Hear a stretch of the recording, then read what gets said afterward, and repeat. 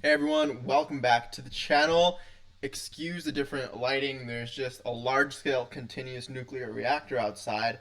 But with that said, we're going to revisit the 10-day moving average of the HEX price in this video. We went over it a little bit in a previous video, saw how it held support in some regions, and we're just going to revisit where we are now and where we could potentially be headed in the near future. So if you enjoy this kind of content, again, make sure to subscribe, like. Let's get to 1,070 subscribers. We're almost there, almost at 1,100 as well. So again, appreciate you guys watching, and let's get right into this analysis. So when we looked at these moving averages last time, the 10-day moving average and the 10-day EMA, we saw that the price has been holding support on it for the past month or so. So we see these run-ups, we see the price come back down, and then we see the EMA dip under the MA for a bit, and then we continue our rally. And these dips of the EMA beneath the moving average on the daily chart are usually characterized by this sort of reaccumulation phase, right? Because we had to move up, it got a little heated, and then had you bought in this what we're calling a reaccumulation phase, you would have been well off because we would have had another rally, and the subsequent low is actually higher. So even with these dips, this low being higher than this previous low, you would have been up, right? So with that said, we've seen this sort of reaccumulation zone 1, I guess you could call this 2, and potentially we're in our third reaccumulation zone within this uptrend. Now sure, if we look at the parallel channel we were looking at last time, we've broken through it, we've closed daily candles beneath it, and with that said, let's consider this parallel channel invalidated for the time being. So let's go ahead and remove that. Again, when you get new data, you update your models, right? And that's okay, because at the end of the day, we're still in an uptrend, right?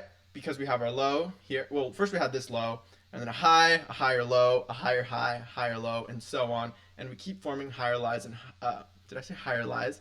Higher highs and higher lows.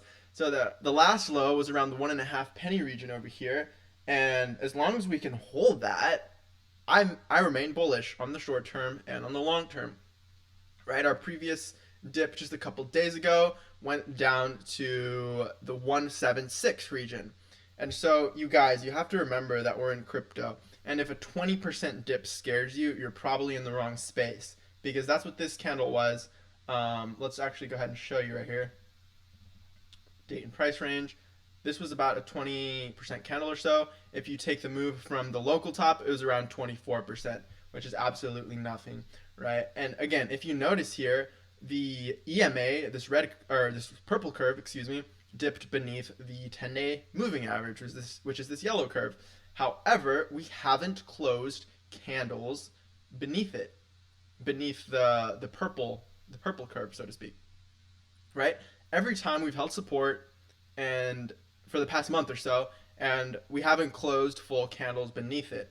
If we start seeing full candles close beneath it, the full body around the 1.817 region again, well then we might be looking at potentially revisiting this 1.5 penny region, which, if you look back, has historically been incredible resistance, right? If we go ahead and place our horizontal ray right here, the first time we visited it, we see that we had this New Year's pump above it, but we didn't close any candles above it, right? We had a wick up to it, we had full candles here, a wick to it here, and you could argue we had support here and as well as here. So as long as we can hold this 1.5 penny region, again, I remain extremely bullish in the short term and the long term.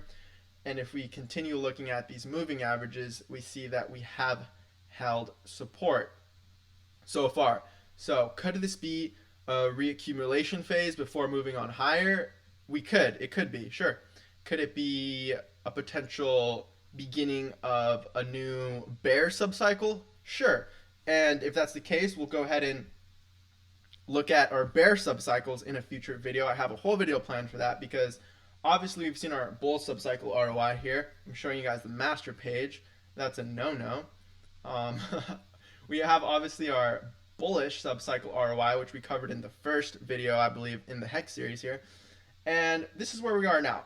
To just give you guys sort of a tease into the future video, this is where we are.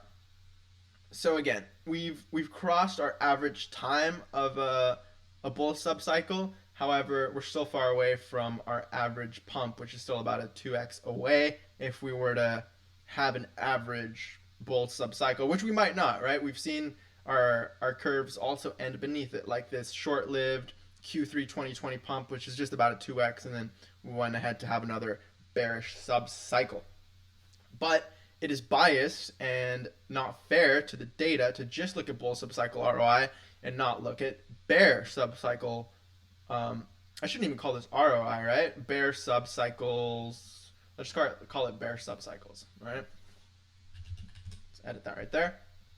And we see that they are no joke. We've seen as much as 80+% dips, for example, the post launch dump. Well, I think we'll have an 85% dip again. I find it highly unlikely, just given the fact that, this was the time when the market was the most illiquid. It was a post launch dump, which is probably the most hype you'll get in a project is before its launch. So, and with that said, every subsequent dump has been, on average, not as deep as this first one here. We saw a post big payday dump.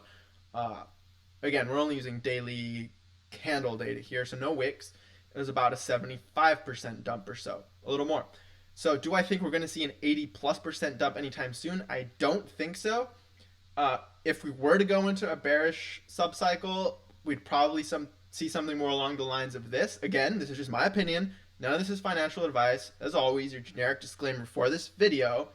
But let's get back to our moving averages. And again, we'll cover the bear subcycles in a future video. So, do I think this could be a reaccumulation phase? I think it's more likely than not. And I will contend, or excuse me, I'll support that. I'll argue for that fact that we're in a reaccumulation zone just because we're still in an uptrend. Again, as long as we hold this 1.5 penny region, we're still in a technical uptrend. And so as long as we can hold that, I'm bullish in the short term and in the long term. If we break it, well, then we'll update our models and we'll stay up to date and keep covering this in future videos, okay? So with that said, again, appreciate you watching. Let's get to 1,100 subscribers. If you enjoy this kind of content, make sure to leave a like, subscribe if you're new, and I'll catch you in the next video. Peace.